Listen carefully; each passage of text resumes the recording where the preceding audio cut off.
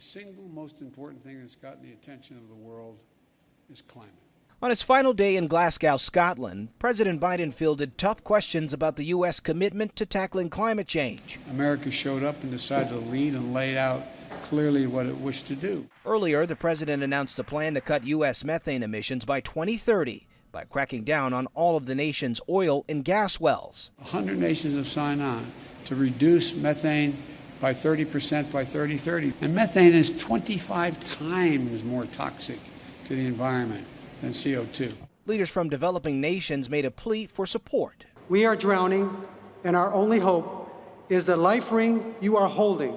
And British Prime Minister Boris Johnson urged wealthier countries to follow through on their promises, including a plan to end deforestation. Let's end this great global chainsaw massacre. Back here in Washington, President Biden's own domestic agenda, which includes a record amount of money for fighting climate change, faces objections from members of his own party. Moderate Democratic Senator Joe Manchin from West Virginia expressed concerns over the cost of the $1.75 trillion social spending plan.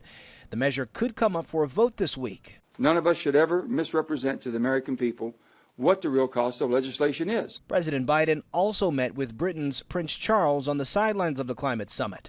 A senior administration official says the two leaders discussed the importance of global cooperation in tackling climate change.